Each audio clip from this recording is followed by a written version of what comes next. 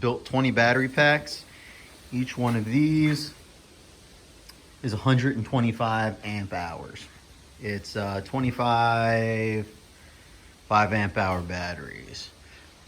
As you can see, they fit quite nicely right down the center, so it should be an even distribution of weight, and they really don't weigh that much. I built this bracket to mock it all up. Gonna weld this over here, have to make a cutout for the wire, and then just encapsulate them. They're not gonna remain in this paper, but this was just so I could mock it up before we start wiring up the BMS and putting them where they need to go. So, yeah, it's pretty easy so far. I was told that this doesn't get too hot, but I'm gonna put a layer of heat-resistant heat-resistant, whatever it's called, some heat-resistant stuff underneath the batteries and on the sides of the enclosure, just to make sure that no heat's transferred up. As far as cooling the batteries, yeah, I'm not. So a lot of people talk about cooling and they build a battery pack and then they put it in plastic. The fact is they're little insulated, what do you call it? They're just insulated little ovens when you start putting them in plastic, and encapsulate them at all.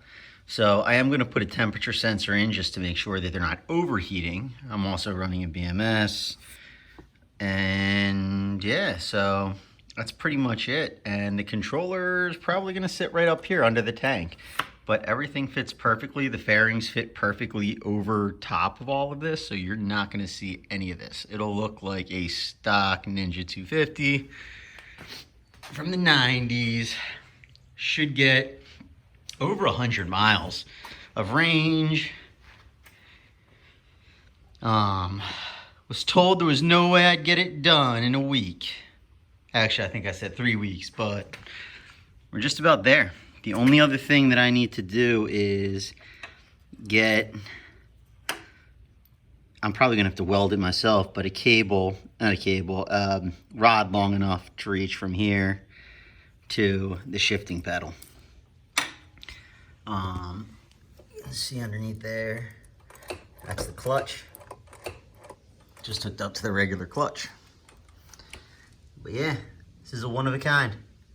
So, haven't seen anyone else running them. I'm gonna give it a try.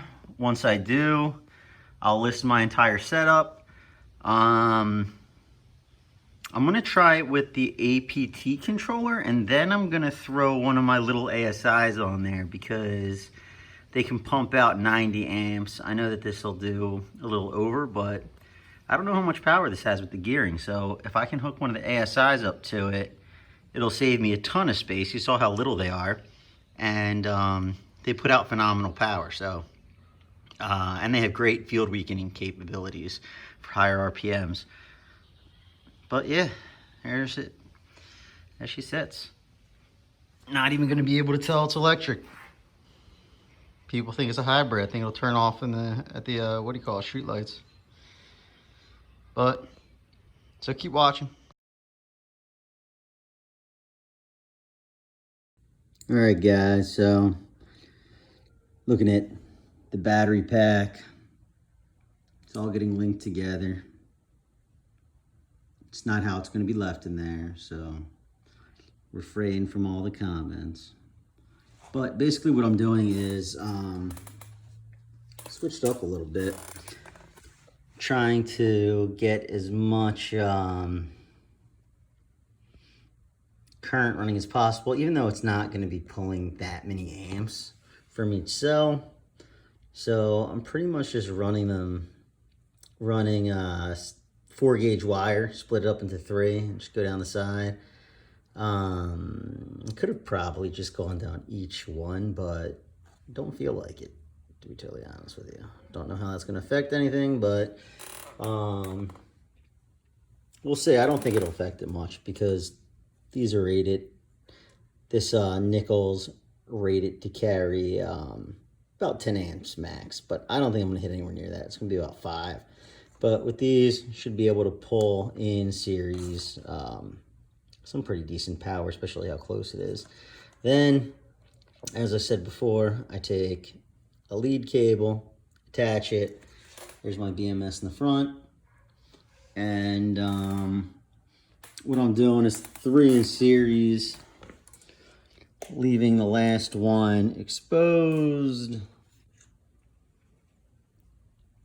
And then this will bend over and I'll cut it down to length and just solder this to the next row of 3 or 4 that I do. So I have 3 that are going right here. Then they'll come up, and then 3 right down the center. 3 down the center, and then that will go to the power. Actually, that'll go to a contactor and then the power. And that will be 72 volts. Actually 84 volts, fully charged. I'll hook up the BMS tonight. Tomorrow I'm gonna pull the pack out and wrap it. Yeah, and then it's done. All right, guys, so doing this all kind of backwards. I'm gonna patch it together later, but when I'm doing these videos, just as I'm thinking about things.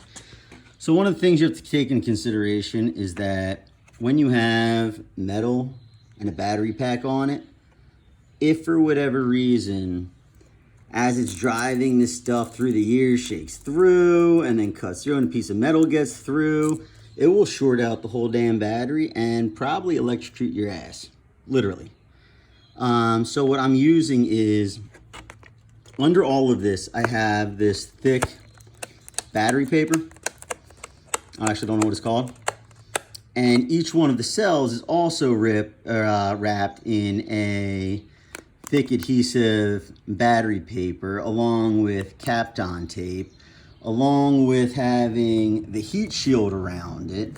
But I also am putting I don't even know how big that is, but it's a piece of plastic that I'm cutting out and running through the whole thing just to make sure and be super safe in case any of the wires get cut, if there's any sharp pieces, if anything gets stuck under there and then presses against it, especially places where like welds are made, like there.